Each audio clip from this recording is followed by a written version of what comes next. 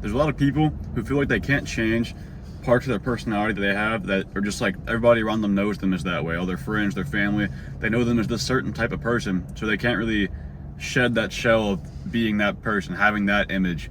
And it basically just becomes part of who they are because everybody sees them that way, so they just don't want to change it.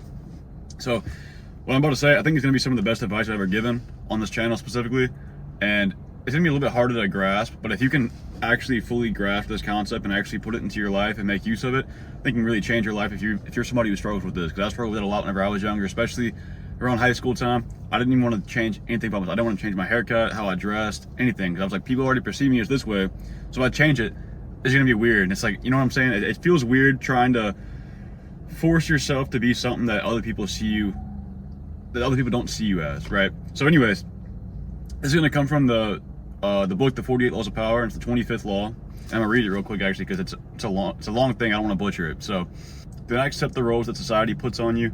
Recreate yourself by forging a new identity, one that commands attention and never bores the audience. Be the master of your own image rather than letting others define you. Incorporate dramatic devices into your public gestures and actions. Your power will be enhanced and your character will be seen as larger than life. So, the same exact law, it's almost like he's saying it in a way like to act around other people. That way you can appeal to everybody and they like you more. So I'm kind of putting my own little twist on this in a sense, but basically I'm cutting out all the rest and I'm going to stick to recreate yourself by forging a new identity, one that commands attention and never bores the audience, and then be the master of your own image rather than letting others define you.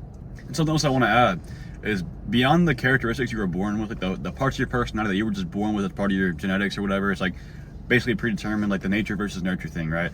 So the stuff that you were just born with, besides that, think about your environment, right? Your friends, your parents, all the people just around you in general. Think about how much they have influence over your personality and the things that you've done in your life. Like, and for example, for me, a lot of my personality comes from my friends in high school. My like core friend group, that's like, I say high school years is like a big part of your development and your personality. So I picked up a lot of things from that group. That group has had a huge impact on my personality, the way I act with my friends. Like, I'm really playful. I make fun of my friends a lot. I'm just like stuff like that, right? That's a big part of my personality. It's because my friends were around me at the time. And then there's parts from my parents and just other people around me throughout my life, right?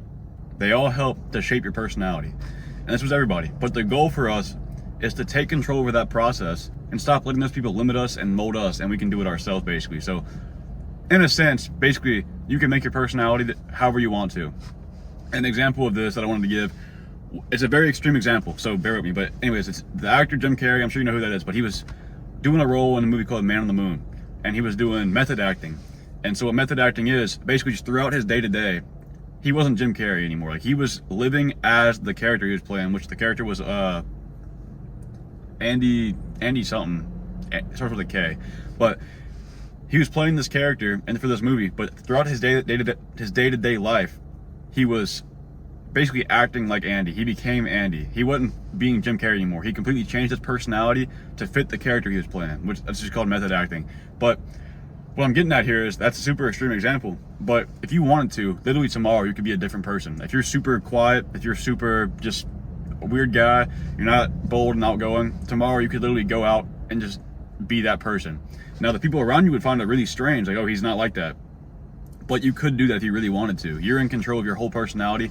Tomorrow you could literally be a different person if you wanted to, and you could like kind of escape that limiter you have in your mind of, oh, this is who I am. Basically your ego, this is who I am, this is how I gotta act, right? It's hard to escape that, but it's how it truly is.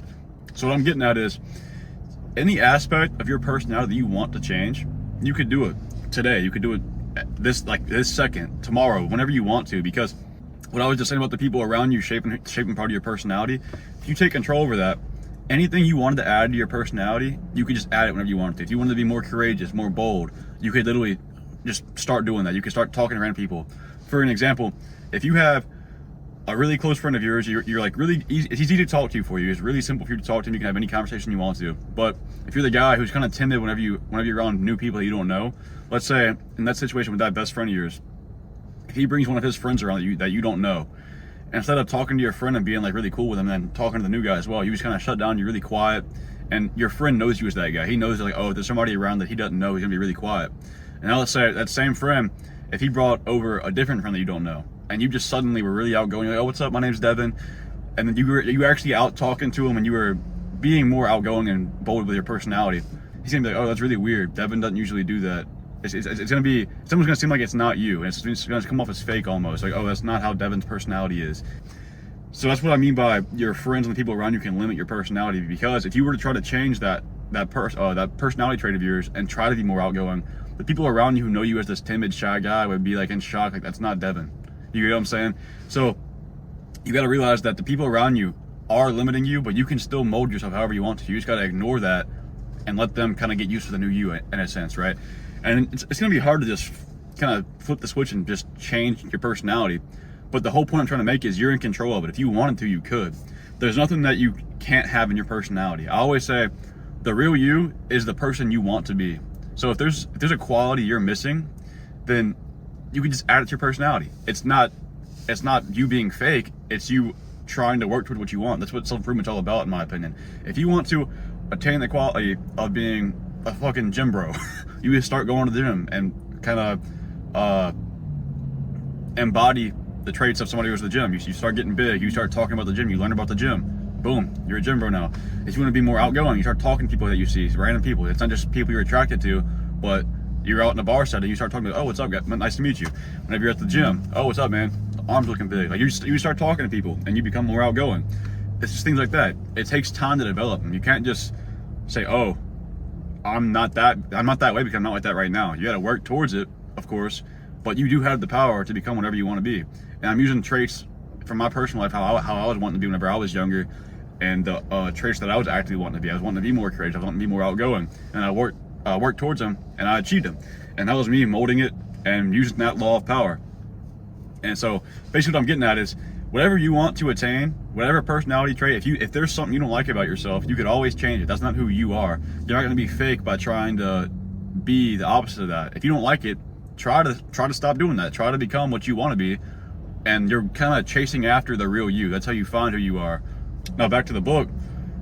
The author of it, Robert Greene, he talks about it as a way to appeal to everybody. So basically, if you're talking to a liberal, you become a liberal. If you're talking to a conservative, you become a conservative. You basically just try to appeal to all those around you. In a sense, you're just acting wherever you're going. And I'm not trying to make it sound that way. I'm talking about this as a way to explain that you can make any changes to your personality that you want to. It's all in your control if you make it that way. If you let the people around you influence it, you're never going to make that change. You're never going to actually shed that part of your personality that you don't want to.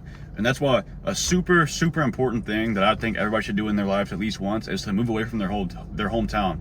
Because when you're in your hometown, everybody that knows you is going to be a limiting factor. It's not for everybody. Some people can break that mold and not worry about those around them, but a lot of people are going to struggle with not caring what those around you think.